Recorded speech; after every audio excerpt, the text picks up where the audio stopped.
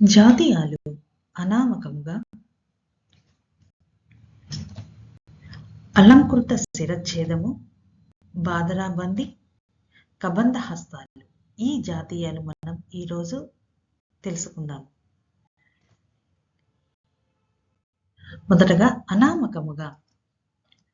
నిన్న మొన్నటి వరకు అనామకముగా ఉన్న వ్యక్తి కాస్త ఇప్పుడు ప్రముఖుడయ్యాడు.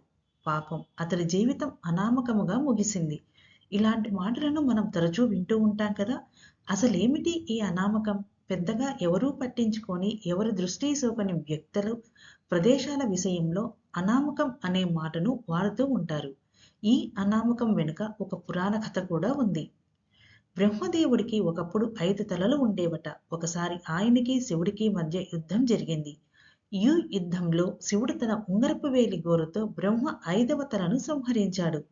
ఉంగరపు వేలును సంస్కృతంలో అనామిక అంటారు.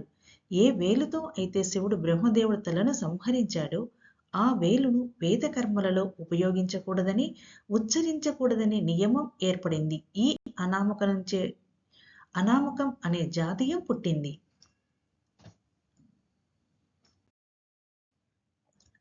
బాదరాబందీ. పూర్వపు రోజుల్లో రాజుల దగ్గర పనిచేసే ఉన్నత ఉద్యోగులు పొడవాటి అంగారక ధరించేవారు. అంగారక కుడి ఎడమ అంచులను చిన్న చిన్న దారాలతో ముడివేసేవాళ్ళు. అవి మొత్తం 12 ఉండేవి. రోజు ఈ 12 ముళ్లను వేయడం అనేది సహనానికి పరీక్షలా ఉండేది. అలా అని కుదరదు అనటానికి కూడా వీలు లేదు. చచ్చినట్లు వాటిని కట్టుకొని కొలువుకు వెళ్లాల్సింది. హిందీలో 12ను బారా అంటారు. బారా, బాధ ఈ రెండూ కలిసి బాదరాగా రూపుదిద్దుకుంది. దీనికి చివర బందీ కూడా చేరిపోయింది. చికాకు పుట్టించి సమస్యగా తోచే వ్యవహారాలు, భారంగా తోచే అనివార్య బాధ్యతల విషయంలో ఈ జాతీయాన్ని వాడుతూ ఉంటారు. అతడికి ఎలాంటి బాదరాబందీ లేదు. హాయిగా కాలం గడుపుతున్నాడు. నీకేం ఎన్నైనా చెబుతావు, మాలా బాదరాబందీ ఉంటే నీకు అర్థమవుతుంది, ఇలా అన్నమాట.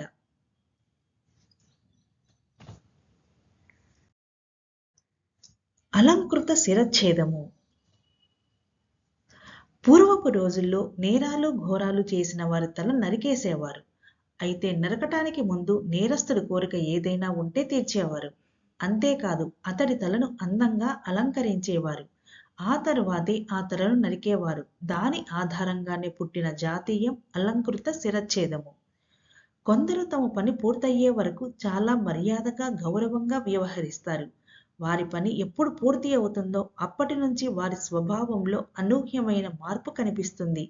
వారిలోని దుర్మార్గం బట్టబయలై భయపెడుతుంది. ఇలాంటి వారి విషయంలో ఉపయోగించే జాతీయమే అలంకృత శిరచ్ఛేదం. కబంధ హస్తాలు. ఎవరైనా చెడ్డ వ్యక్తుల బారిన పడినప్పుడు ఆ కబంధ హస్తాల నుంచి తప్పించుకోవటం అంత తేలిక కాదు అంటూ ఉంటారు. ఇంతకీ ఏమిటి ఈ కబంధ? అడవిలో సీతమ్మ కోసం రామలక్ష్మణులు వెతుకుతూ ఉన్నప్పుడు వారి ముందుకు ఒక విచిత్రమైన వ్యక్తి వస్తాడు. ఆ వ్యక్తికి కాళ్ళు, తల, మెడ ఉండవు. కడుపు భాగంలో మాత్రం నోరు ఉంటుంది. చేతులైతే చాలా పొడవు. ఎవరైనా తన నుంచి తప్పించుకుని పారిపోవాలని చూస్తే చేతులతో పట్టుకునేవాడు. ఆ పట్టు చాలా గట్టిగా ఉండేదట. అందుకే కబంధహస్తం అనే పేరు వచ్చింది. ఆ చేతుల్ని తర్వాత రామలక్ష్మణులు నరికివేస్తారు.